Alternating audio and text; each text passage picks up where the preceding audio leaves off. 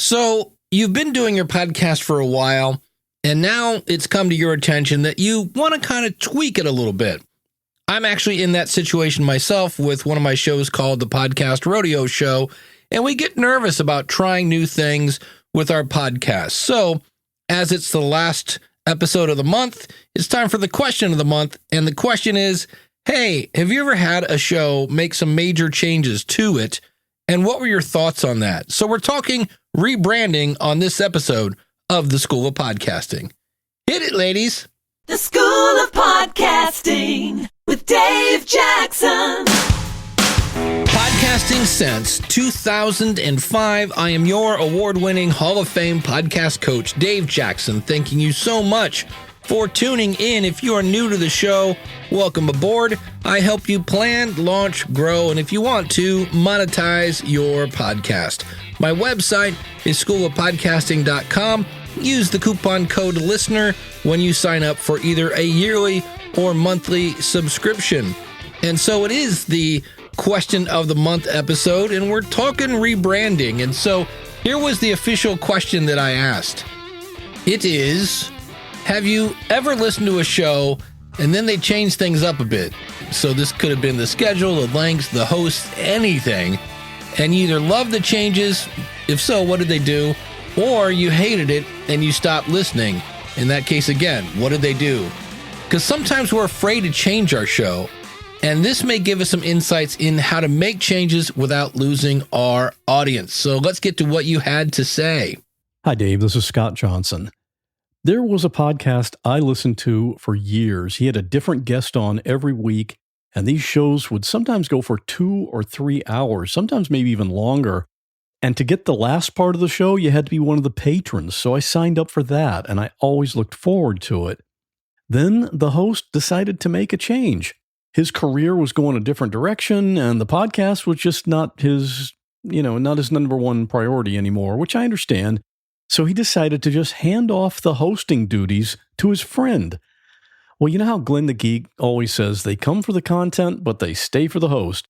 Well, the host I knew and loved is now gone. The podcast and the extra paid content is no longer what I signed up for. So I tried listening to the new host for a couple of episodes, but I gave up. Canceled the Patreon because I don't really care about the content anymore, much less the extra paywall content. I'm not mad about it at all, just a little sad that the thing I loved isn't there anymore. But I understand people's lives change, and sometimes the podcast is just the thing that takes the hit. My show is called What Was That Like? And each episode is a conversation with someone who's been through some kind of extremely unusual situation. Past episodes include a man who fell into an icy crevasse and no one in the world knew where he was, a woman whose home was filling with water during a hurricane, and she had to get her child and 5 dogs into the attic to avoid drowning, and a man who found a newborn baby on the floor of a New York City subway platform. I've got over 170 episodes to binge. They're on any podcast app or at whatwasthatlike.com. Thank you, Scott. And Scott himself has been tweaking some things with his show, and I'll be talking about that a little later. Hey, Dave. This is Rick from Renewed Mindsets. To answer your question of the month about how changes in a podcast affected me, I really like changes in a show. Keeping things new and interesting makes a show more enjoyable for me. What I don't like is when a podcast I enjoy listening to takes a break. Whether it's a week off for a vacation or a hiatus between seasons, I feel it underserves the fans and exposes laziness or unpreparedness. Don't tell me you can't record from a hospital bed. Seriously, though, get a few shows ahead and give me my weekly episode. I work too hard on my own shows to put out good content to leave my listeners hanging like that. If only I could forgive. On that note, my show is Renewed Mindsets, a weekly podcast that provides life lessons in the basic tenets of Christianity. Based on Romans 12:2, do not be conformed to this world, but be transformed by the renewing of your mind. Reinforcing God's word in the lives of Gen X and millennials who may have missed some things while they were building careers and raising children, and helping them apply those teachings to enrich their lives after 30 years of ups and downs. You can find us at renewedmindsets.com as well as at wisdomfortheday.org to hear my companion podcast on the Book of Proverbs. Thanks, Dave. Have a great day. Thank you, Rick. And I am also of that thought. When you take a break, now, obviously, if you mentally are just having issues and, life happens, I get that. But I do everything I can to not take a break. And in 19 years of this show, especially, I've never missed a Monday because I plan ahead. Today is the day I normally record this episode, and it takes me the better part of the day. But I've got a great nephew birthday party tonight, so I planned ahead and did a lot of the prep work yesterday. Just because your episode isn't out, it's like your audience is going to go, oh, well, I would listen to Dave today, but there's no episode out, so I'm just going to sit here in silence in my car. Yeah, I don't think that's happening. Hi, Dave. This is York from Welcome to Earth Stories. One of my favorite shows that really got me into podcasting is Radiolab. The original host was Jad and Robert. Now, these two were amazing with each other, really good rapport.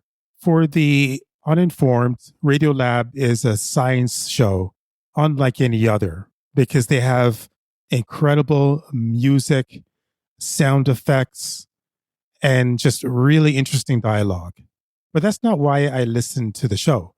I didn't listen to it because of all the sound effects and everything else, but it was for the host. But when they went their separate ways and they were replaced, slowly but surely, I stopped listening to it. The content was pretty much the same. It was still a highly intelligent show, really good, almost philosophical conversations. But I felt that the replacement, they were trying to do what Jad and Robert did so well, but the timing was off. It's sort of like when you're watching a movie. I watched a movie recently where the two main actors, they're supposed to be funny, but the timing of it was just off and just wasn't the same as the original movie. That's what happened, unfortunately, with Radiolab. From time to time, I'll listen depending on the topic. If it's like the multiverse theory or some black hole phenomenon or something like that, I will listen. But before, with the original host, it doesn't matter what they talk about. It could be something as boring as a blade of grass. I'll just tune in to listen because those guys, they just felt real to me. Check out my show, Welcome to Earth Stories. I've been doing this now since 2017, and currently we're on the 6th season, and the 7th one is just around the corner. These are sci-fi stories, some fantasy and some government conspiracy thrown in for good measure. You can find all of the details on my website at welcometoearthstories.com. Thanks, Dave. Thank you, York. Yeah, he said it. They come for the content. They stay for the host. I'll talk a little later about a network that actually changed some hosts, and as far as I know, they were successful, but there's an asterisk to that. Hi, Dave. Yes, I often listen to shows that change things up a bit, and I either love the changes or hate them and stop listening. Shaking things up is always a risk. Listeners like me are creatures of habit, so make changes sparingly and carefully so as not to lose your loyal audience. This is Mark Vinette from the History of North America podcast and videocast, as well as the Historical Jesus podcast, where I explore the sweeping saga of the life and times of the Galilean preacher from Nazareth at markvinette.com. Thank you, Mark. Everybody's show will be linked out at schoolofpodcasting.com/929. Hi, Dave. Just want to say, first off, I appreciate what you're doing with School of Podcasting. I haven't joined y'all yet, but I'm working on it. So the issue I've been running into lately is ads. I know they're a necessary evil for some people, but I've had to remove about 5 podcasts from my rotation of ones I listen to, just because the ads are getting out of hand. Some of these have up to 12 minutes of ads an episode. Sometimes there's like a pre-roll, I like to call it quarter roll, mid-roll, and post-roll. So that's 4 ad breaks, 2 or 3 minutes each. And yeah, that's just ridiculous. Like, this isn't broadcast TV, right? So, I mean, obviously that's not your thing, but a number of podcasts do that, and I had to stop listening to them. I can't do it. Anyway, my podcast is called Crying is Manly. It's a podcast that just barely started. It's about men's mental health with a focus on normalizing emotions, authenticity, and vulnerability. And you can find it at cryingismanly.com. Cryingismanly.com. Thank you, Tyler. And yeah, if you add a bunch of ads to your show, that is a change in format that may have negative consequences, but not every consequence is negative. Here's my buddy Ralph from AskRalphPodcast.com. Hey, Dave, it's Ralph from the Ask Ralph Podcast. You find that at AskRalphPodcast.com. I'm answering your question about changing the format of a podcast. Well, I'll tell you, I have personal experience in this area. I was doing my podcast back in 2017 and 2018, and I took a break from it for several years, but restarted back in November of 2023. I then joined the School of Podcasting, and with your help, I was finally able to answer that burning question. Who is your audience? When I was finally willing to admit that my audience goals were just too far vast, I refined my vision and decided to make a sea change and focus on mastering your finances with a Christian perspective. I am now seeing growth, and I'm convinced that the difference is working to really reach my target audience. I just recently added video podcasts on YouTube and Rumble, and I am seeing multi-platform growth. As I record this answer, my YouTube channel is just under 7,000 subscribers, and my daily podcast downloads have increased 10 times since I changed the format. So I guess my answer is pretty simple, Dave. A format change worked for me, and I encourage everyone to really look at your target audience and reach for them rather than trying to reach for the stars. Thank you for all you do, Dave, and keep up the good work, my friend. Thank you, Ralph. Yeah, so you may lose some of your audience, but you may then find a new, larger audience by focusing in on who you're really trying to connect with. And I think the only, in this case, network that has pulled this off, where you switch one host to another, is the Quick and Dirty Tips Network at quickanddirtytips.com. The most famous one, the one that's been on Oprah and is in the Hall of Fame, Mignon Fogarty, better known as Grammar Girl, but I see they've got the Relationship Doctor and Modern Mentor and the Nutrition Diva. And while these are people, they're actual real people, Monica Renagel, Rachel Cook, they have real people, the Savvy Psychologist. In the end, you're kind of connecting with a topic, and they're well written. They have scripted things. I don't know if they actually write the script, but it always seems like because you're kind of connecting to a character, he said here in quotation marks, you might have a better shot because it's a very straightforward, they have a well thought out script. And so I could see maybe switching from one person to the other because they stick to the point over there. And I don't know that there's a lot of storytelling going on about the personal lives. I haven't listened in a while, but I could only think that's the one I know of. I think they swapped out, like the Nutrition Diva became somebody else, but they still called her the Nutrition Diva, if I remember right. But that's the only one I know of where I think that was actually successful. And I'll kind of date myself. It reminds me, I've seen these in reruns. There was a show on in the 1960s called Bewitched. It might have been the 70s. Actually the 60s, because I think it started in black and white. But there was the husband of that show. I think he lasted 2 seasons, and they brought in another one that looked just like the original guy. And unless you're really looking, you may not have noticed. So I think that's kind of the theme here is when they replace one, the Nutrition Diva with another Nutrition Diva who kind of just sounds like the other one, and they have the same topic. I know Erica Mandy over at the Newsworthy, when she takes vacation, the woman that replaces her isn't a clone, but is the same kind of fun and bubbly voice. So you don't really miss her as much as if, say, she was replaced by a dude. So it's not as much of a culture shock. So those are some instances where people have changed hosts without really a huge amount of difference. But in the case of Erica, it's only for a week, and they explain that up front. Hey, Erica's on vacation. Don't leave. She'll be back. So that's one of those things that I've seen where people are able to swap things out. And aside from Van Halen, who swapped David Lee Roth for Sammy Hagar, I can't think of too many bands where they swapped the singer and carried on and were more successful. In some cases, they were maybe just as successful, but in most cases, when you change the singer, the band just goes right down the toilet. And my show that I loved, it's called The Way I Heard It by Mike Rowe. And his tagline was something like entertaining stories for those with a short attention span. And if you're a regular listener to the show, I used to mention the show and say it was my shower show because it was about 10 minutes. And I loved it. If you've ever listened to this guy named Paul Harvey, if you grew up with Paul Harvey, Mike has even said, yeah, I'm tipping my hat to Paul Harvey. Well, I just looked at his show. I wanted to go back and I'm like, hey, is Mike still doing that thing?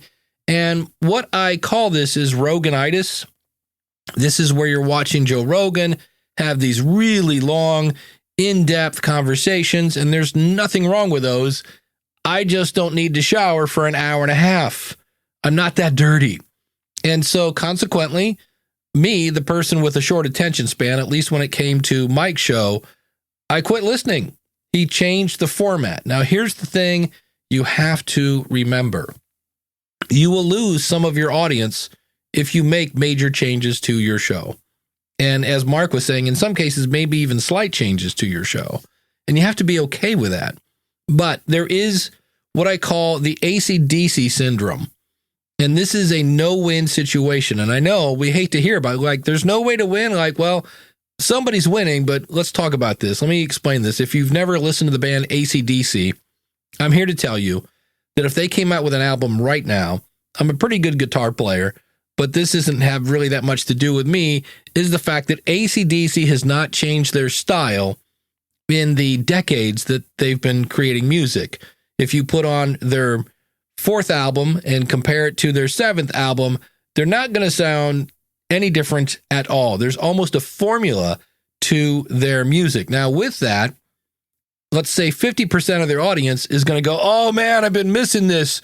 It's AC/DC because it sounds just like AC/DC. And you're like, yeah. And then there's going to be that other 50% that goes, you know what?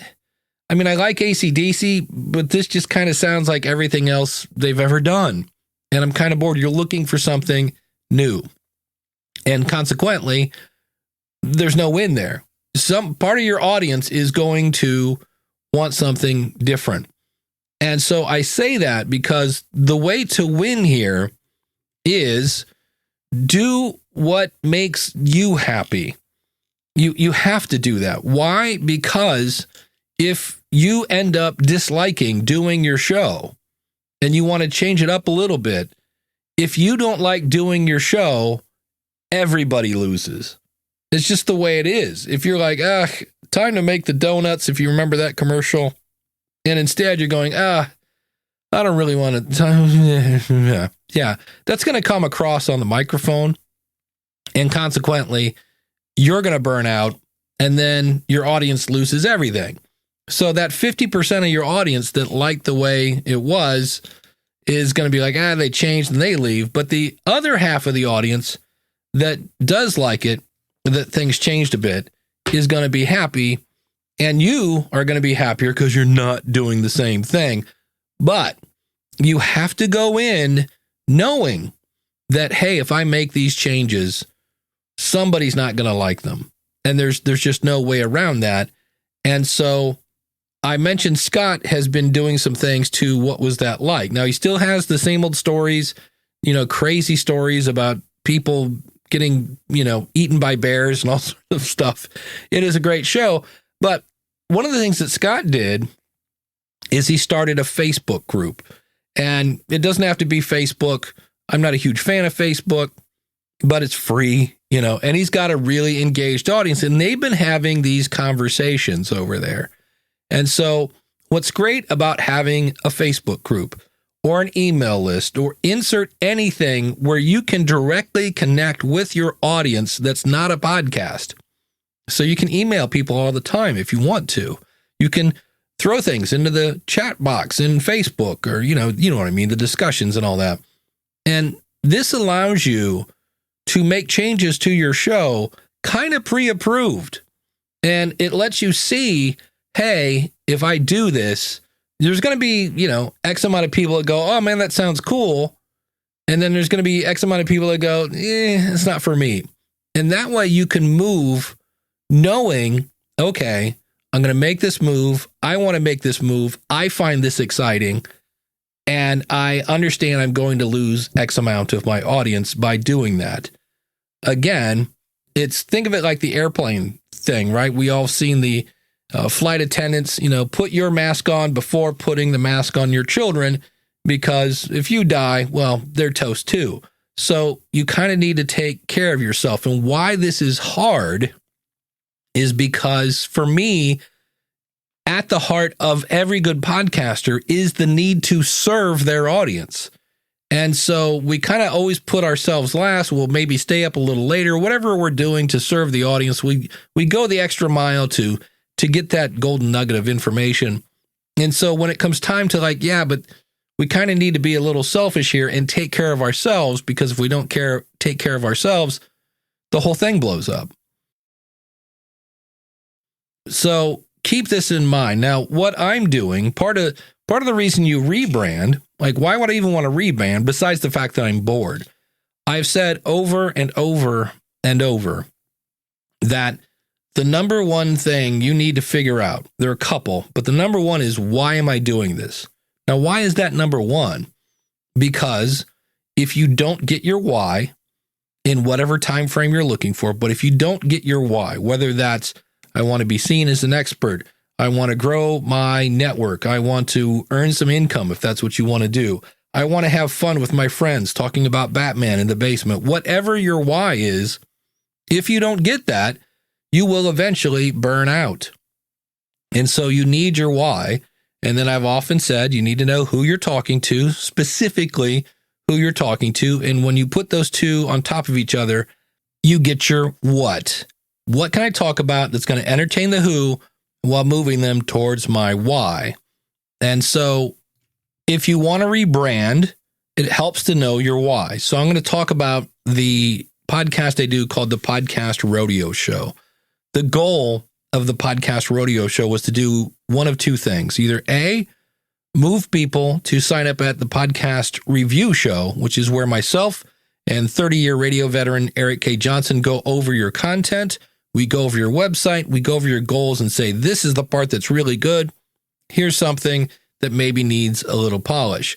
So those are the two things. Or join the School of Podcasting. And out of those two, I kind of like the School of Podcasting a little more. I love hanging out and talking with Eric, but the School of Podcasting is my flagship. And over the years, I've had some success with that, but not very much. And there were a couple of things I did that were stupid. Number one, I priced a review at $5. Why $5? Because I'd never played with Fiverr before. And I just thought I didn't want to really put up any hurdle, but I didn't want to do it for free. And so that was kind of dumb because, again, you get that whole perceived value. Like, is it really good? It's only $5. There must be a catch somewhere. So that was that. And it was one of those things where I just don't know that criticizing somebody's podcast, even if it's in a lovely, caring way, is a great way to get people to join the School of Podcasting. So I'm going to rebrand it because the name was stupid. Podcast Rodeo Show. It has nothing to do with rodeo. It's because it's where I grab a random podcast and see how long I can hang on. Then you go, oh, I get it now. And if you have to have a tagline to explain your show, you've kind of picked a bad name in my case. And so I'm going to rebrand it the Podcast Hot Seat, because most people get, when somebody goes on the hot seat, you're going to be asked some questions. We're going to take a good look at you. I'm still not really crazy about that name because hot seat sounds painful, but it's much better than Podcast Rodeo Show. So I'm going to do that. I'm going to raise the price, and I'm going to throw in a free month of the School of Podcasting. And then it will not reoccur. What I mean by that, it's not one of those like, ha, gotcha, you have a subscription, so you'll sign up. You'll get to see the magic that is the School of Podcasting. And then after a month, you're going to get an email from me that says, hey, would you like to stick around? And then hopefully you will. Now, I'm going to be doing more of a deeper dive as the review when I do the rebrand. So the people that like the show, because it was usually around 10 minutes or less, are not going to like it. And you have to be okay with that.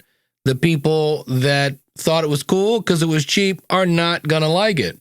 But the situation I'm in now is I have to make sure that the things I'm doing with my time are promoting the School of Podcasting in one way or another. And while this particular show had some success, I think taking these steps will lead to more success. And while this show had a very low burnout rate because it was really a show I did very quickly, I believe in the long run, this will produce better content for the audience. I believe the person being reviewed will get better advice, and it will add to members of the School of Podcasting. So I'm willing to do this and see what happens.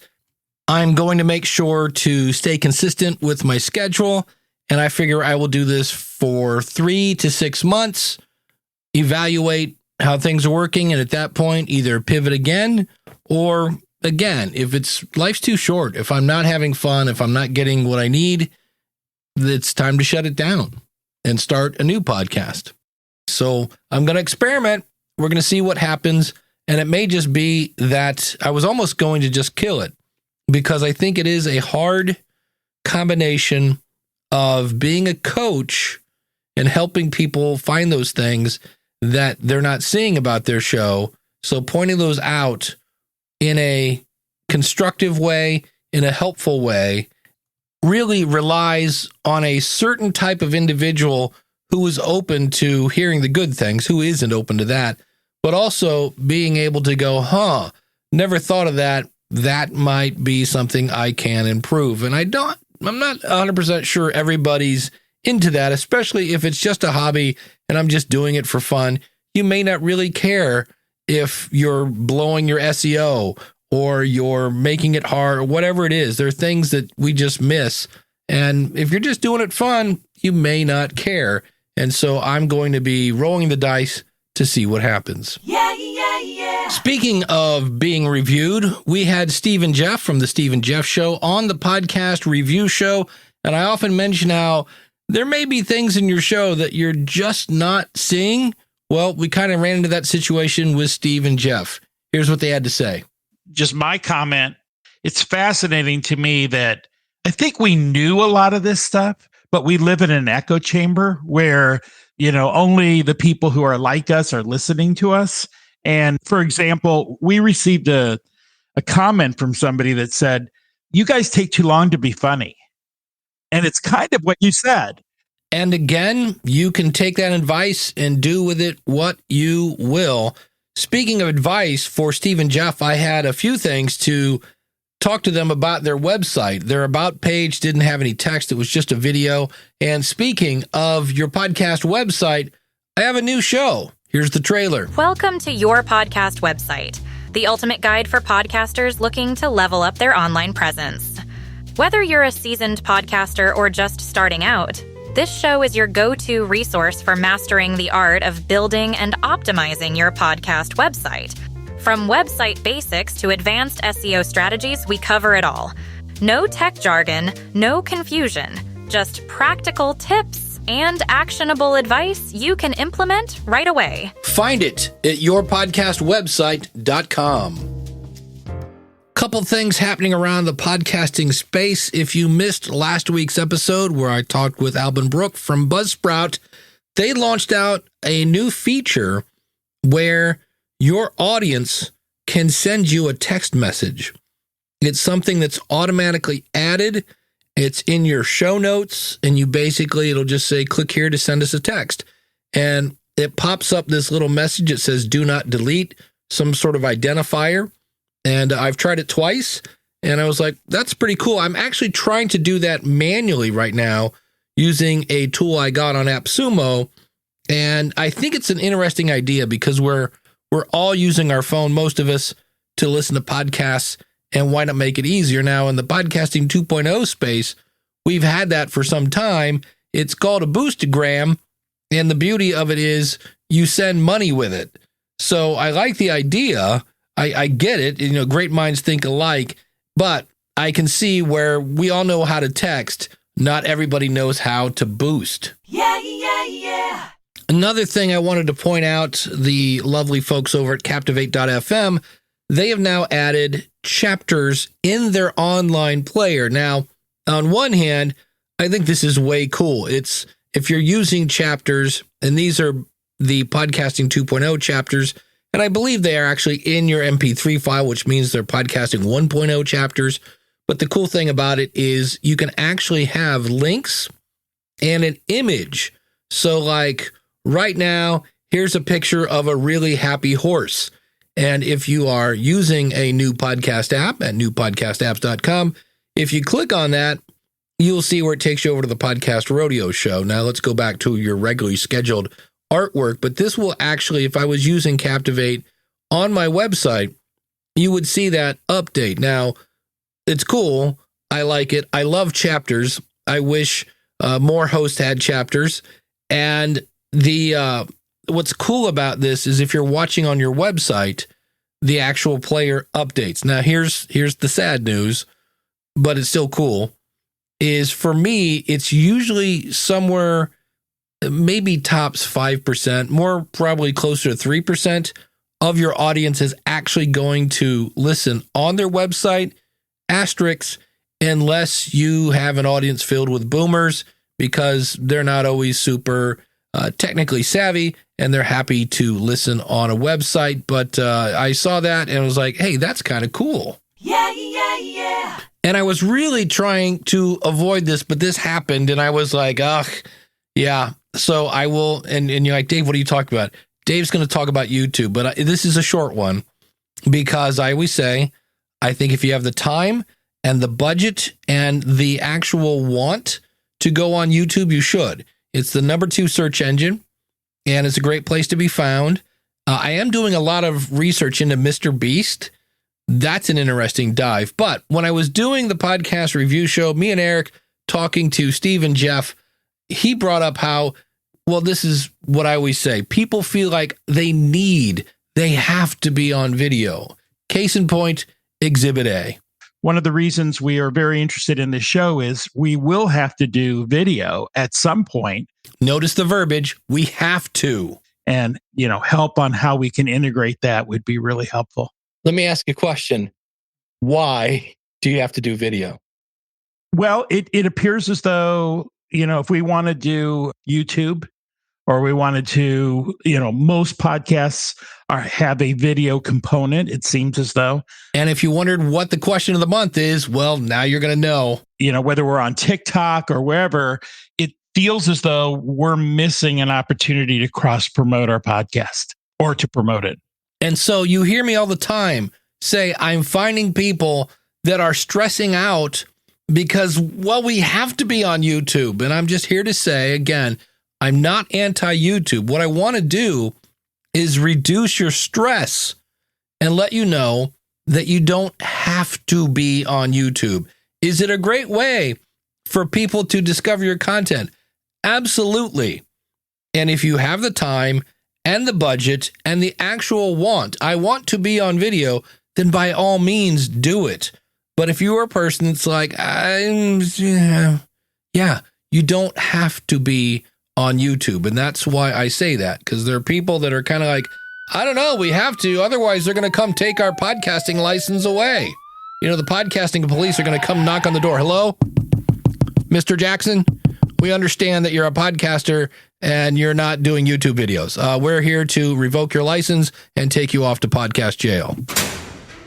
And I am on YouTube, by the way, because I do it in a way that I can do it. I'm just, again, the word that triggers me is have to. No, you don't have to. And that is going to do it for today. I have a great nephew who is turning 16 today, which means if you're anywhere near Louisville, Ohio, get off the road. Holy cow. Can't believe that happened really, really quick. And as much as I love being a podcast consultant and coach, one of my favorite roles is that of great uncle. I have been doing a lot of research on a bunch of topics that are coming up. If you haven't subscribed to the show yet, go to schoolofpodcasting.com/follow. That makes it real easy. If you haven't left a review, that is social proof. You can do that while you're over there as well. But one of the things I'm going to be talking about is, and I've mentioned expectations, but what I want to talk about is controversial. There are people that are getting into podcasting that want to be controversial. And I found a couple different things to kind of, again, I'm not here to deter you. I'm just here to help you, because you're going to be jumping into that pool with your eyes open and knowing what to expect. So that's coming up in the future. If you ever have a topic that you're like, man, I wish Dave would talk about this, I'm open. I'm all ears. schoolofpodcasting.com/contact. And of course, schoolofpodcasting.com is where you can find my step-by-step tutorials. You've got the amazing podcasting community and unlimited one-on-one consulting with me. Go to schoolofpodcasting.com, click on join now, use the coupon code LISTENER. That's LISTENER when you sign up. And that comes absolutely 100% worry-free with a 30-day money-back guarantee. I'm Dave Jackson. I help podcasters. It's what I do. And until next week, take care. God bless. Class is dismissed.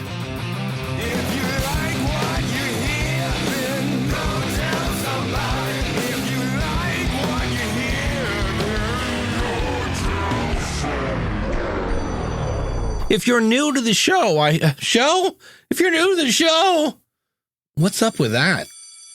Who you're talking to, and when you put those two on top of each other, it helps you determine your why. And I said that wrong. It's your what, not your why. How many times have you said this? 500 million? Glad to see you still can't get it right.